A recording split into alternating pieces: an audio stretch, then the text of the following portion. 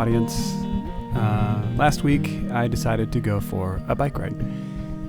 The last time I took a bike ride out of town, it was 15 years ago. I was 18 and I biked 30 miles on a rail-to-trail in Missouri. It took me the entire day on a Walmart bike, and when it was over, I had to call my aunt to pick me up because I was so tired I could not walk.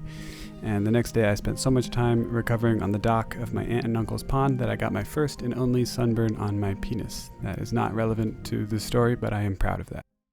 Anyway, I had an idea to explore the soil of Vermont as I biked north from approximately Brattleboro to Montpelier, at which point I would bang a left and coast down the Winooski River Valley to Burlington, about 140 miles in total. The forecast for both days, 90 degrees, sunny and humid, with a severe smoke warning.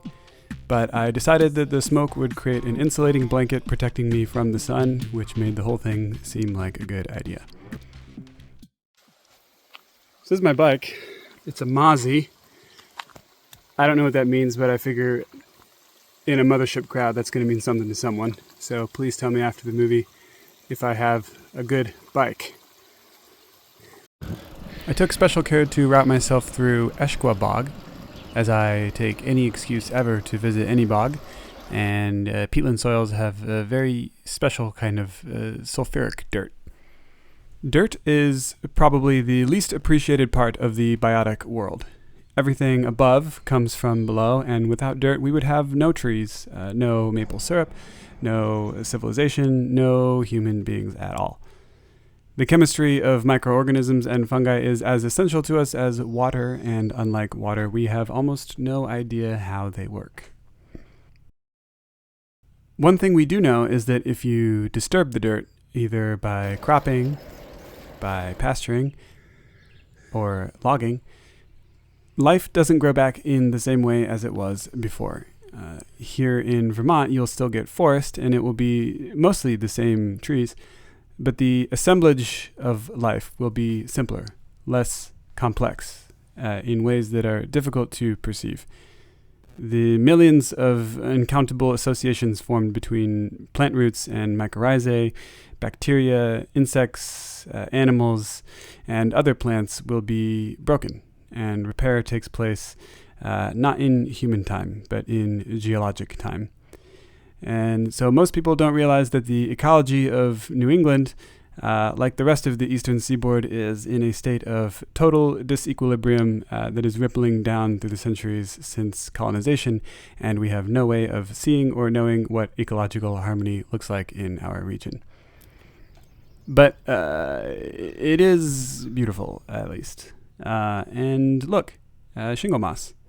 A species that usually grows in older growth systems. I guess you take your wins where you can get them. Unfortunately, for my narrative, the sun was so hot and the tectonic orogeny of Vermont's mountains was so vertical that I quickly became less concerned with the dirt and more concerned with getting this trip the fuck over with. Okay, so the cameraman missed it, but I just screamed at God and asked him why every fucking inch of this whole trail is up a giant hill. So it's, 11:30 on day one, and we are walking all of the uphills, which is pretty much, as aforementioned, the whole ride.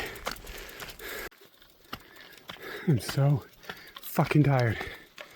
This shit is so steep. No bog is worth this. The route home, the regular route home, if I didn't see this stupid fucking bog, it's flat as a pancake. Okay, here's your bog.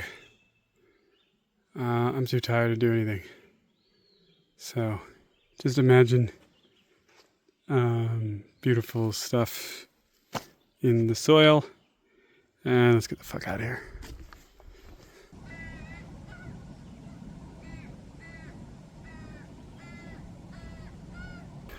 Happily, I found a bed at Marley's house in Bethel. Marley works in dirt professionally, and they let me wash off all my dirt and start over the next morning. Say cheese, Marley. Okay, it's day 2, and 5:30 in the morning. I'm so tired. I want to die. Only 70 miles to go. Should be easy. There's one plant, maidenhair fern, which probably a lot of you know. But what some of you might not know is this is really a strong indicator of calcareous soil. This is a plant that only responds to certain kinds of soil, particularly ones that are alkaline. You don't really see them growing in acidic environments, which means it's a good indicator that we have reached a new part of Vermont. The presence of this plant means that we're probably on the Waits River limestone formation. We have shifted geologies somewhere between there and here. Biking through Vermont is at times very peaceful. At others, not so much. Close to bugging my eye. I'm close to the end. Going uphill again, walking.